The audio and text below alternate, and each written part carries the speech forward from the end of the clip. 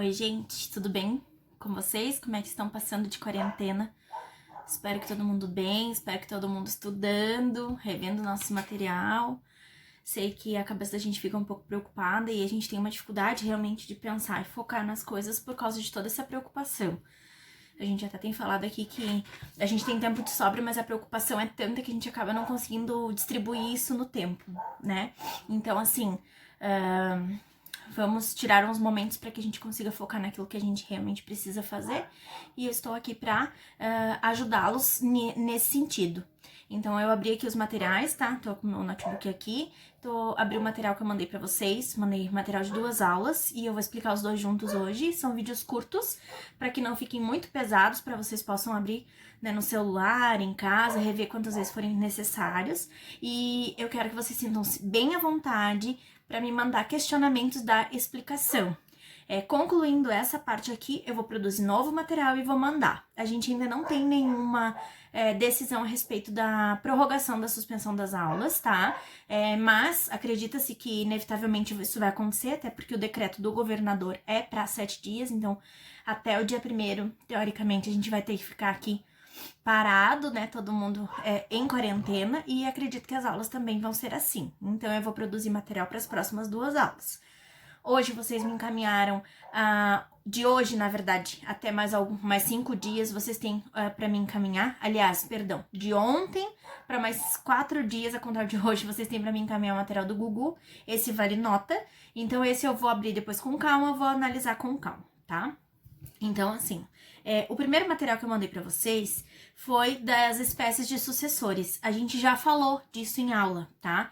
A gente falou do artigo 1829 do Código Civil, que ele trata que o herdeiro legítimo é o indicado pela lei em ordem preferencial. E a gente nomeou os tipos de herdeiro: testamentário ou instituído, que é o beneficiado pelo testador no testamento; o legatário, que é aquele que é contemplado em testamento com uma coisa certa e determinada. E aí a gente tem o herdeiro universal, legítimo ou reservatório, que é o descendente, ascendente suscetível ou cônjuge, que são os prioritários, para quem a herança vai na ausência de alguma manifestação de última vontade. Não havendo testamento, a sucessão vai ser aberta com esses herdeiros preferencialmente, tá? E o herdeiro universal, que é aquele que herda tudo, herda o patrimônio, toda a totalidade da herança, tá? Aí eu trouxe para vocês os exercícios, já mandei o gabarito, tá? Vocês já viram ali quais foram as respostas. Muito bem, para praticamente todos os alunos as respostas foram certas. Alguns ficaram com alguma dúvida, trocaram um ou outro ali, mas eu já mandei o gabarito, deem uma olhada, revisem. Mas eu acho que nessa questão de probleminhas fica bem amparado para que vocês consigam entender e posicionar cada tipo de sucessor, tá? E aí, em seguida, a gente tem o restante do nosso material, que trata da herança e sua administração. Então vamos lá, gente. Eu venho falando isso nas aulas, que a herança ela é tida como um todo. Lembra que eu faço sempre um círculo no quadro, aquilo dali, aquele pacote de patrimônio, de bens, de dívidas, de obrigações, desde que não sejam personalíssimas, mas que passam para os sucessores, eles estão todos juntos, englobados, e isso é chamado de herança. Depois a gente nomina como espólio, tá? Mas então, assim, o artigo 1791 do Código Civil, ele diz que a herança é um todo unitário, ainda que vários sejam os herdeiros. Então, assim, por mais que tenha 1, 2, 10, 15, 20 herdeiros, vai ser um pacote só, vai ser um todo só a herança, tá? Até a partilha, o direito dos herdeiros, aqui o código traz como co-herdeiros. Por que co-herdeiros? É quando há mais de um, tá? A posse e a propriedade da herança será indivisível e vai se regular pelas normas relativas ao condomínio. A gente volta lá para o direito civil, tá? Como a gente falou nas aulas anteriores, a morte, a abertura da sucessão e a transmissão da herança aos herdeiros ocorrem num momento só, tudo junto. E aí o 1791 traz 2 ideias, tá? Fundamentais do direito sucessório, que essas vocês vão ter que levar para sempre, inclusive se for testamento ou se for sucessão legítima indiferente. a devolução unitária aos herdeiros. Então, assim, o falecido, né, o de cujus, faleceu, abriu-se a sucessão com a morte dele, e vai ser devolvido para os herdeiros o patrimônio total, tá? A totalidade da herança. Aí, não tem divisão, tá? Essa noção de indivisibilidade desse pacote, dessa totalidade vai ser desde a abertura da sucessão até a partilha final. Enquanto se discute o inventário, leve ele 30 dias, leve ele 15 dias, leve ele 15 dias, desculpe, leve ele 15 anos, esse pacote permanece igual. Ele só vai ser fracionado quando da partilha final, tá? Então, antes da partilha, nenhum herdeiro tem posse ou propriedade exclusiva de um bem, seja ele certo, determinado, do acervo hereditário. Então, a gente costuma dizer assim, fulano ficou morando na casa até não sei quando, até quando saiu a partilha, mas ele não vai ficar com a casa na totalidade.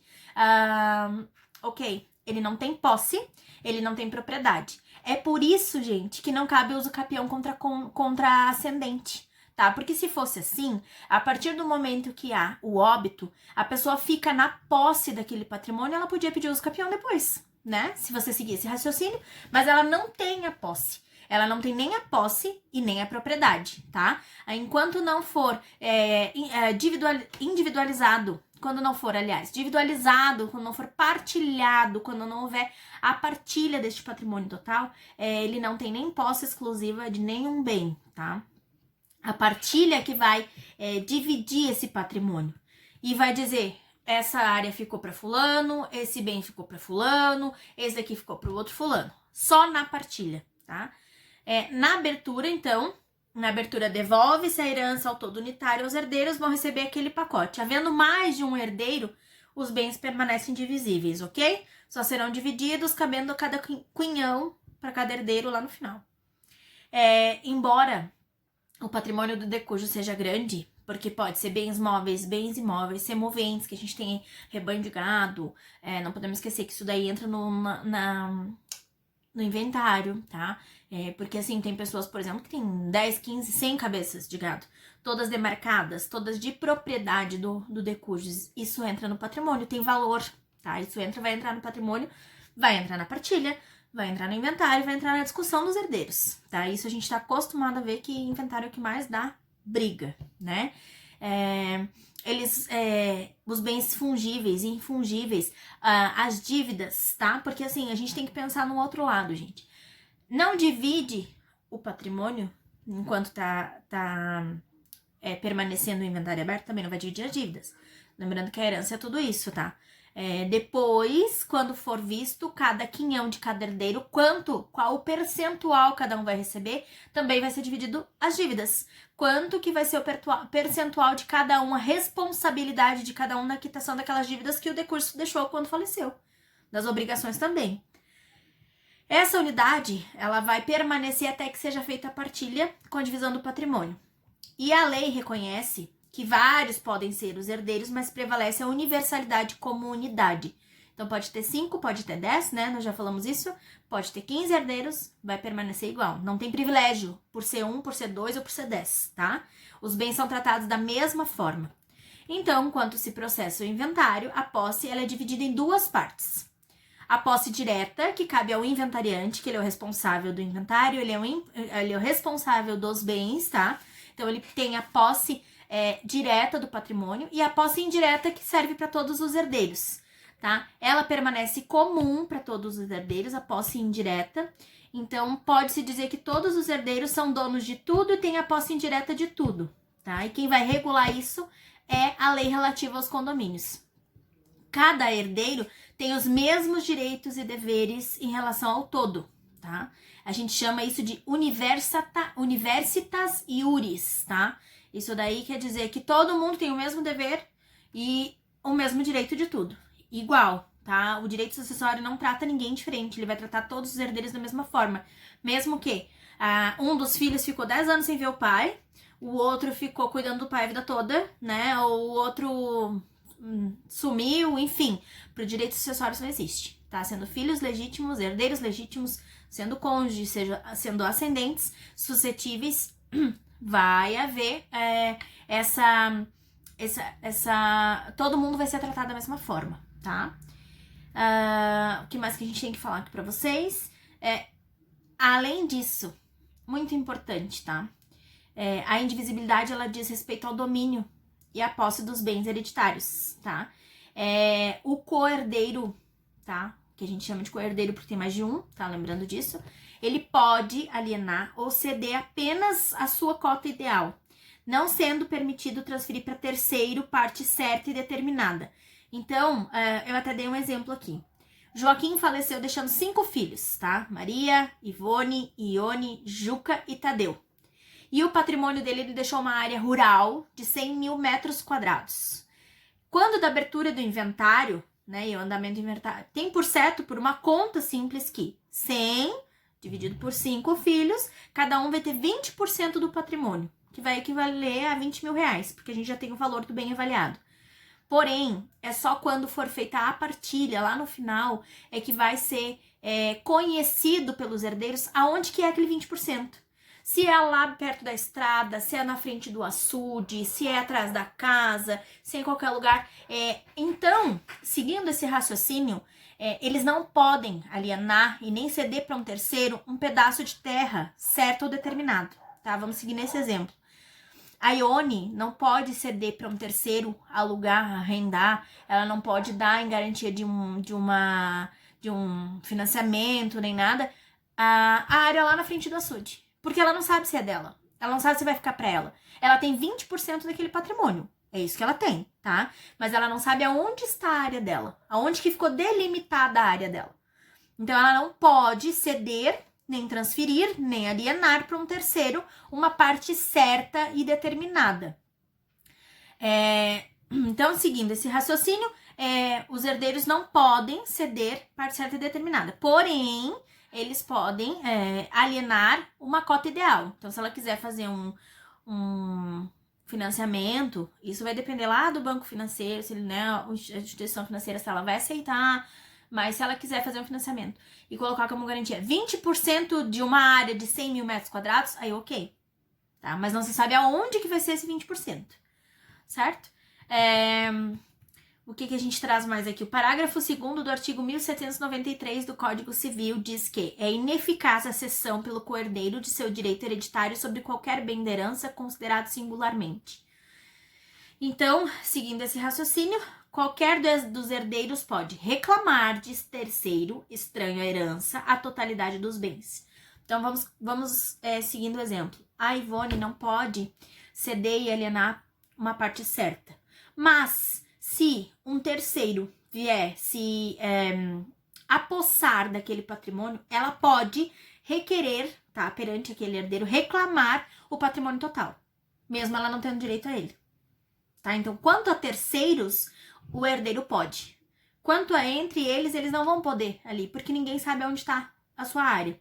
Então, um herdeiro não pode pedir de outro a entrega da totalidade da herança, porque ambos têm direitos iguais.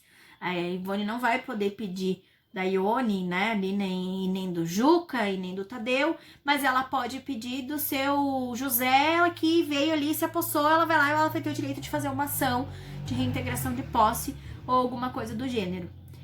O inventariante, que eu já disse que ele é o responsável pelo trâmite do inventário, pela segurança dos bens, tá? Por manter, ele é um depositário dos bens, tá?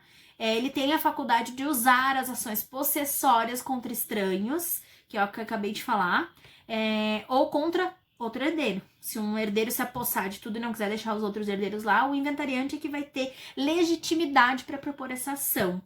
E ele também pode, como herdeiro, pode acionar o estranho, né, para requerer, porque ele tem a condição de condômino, tá? Então, assim, gente, não sei se eu me fiz clara, mas o que a gente tinha para falar aqui desse material era isso, tá?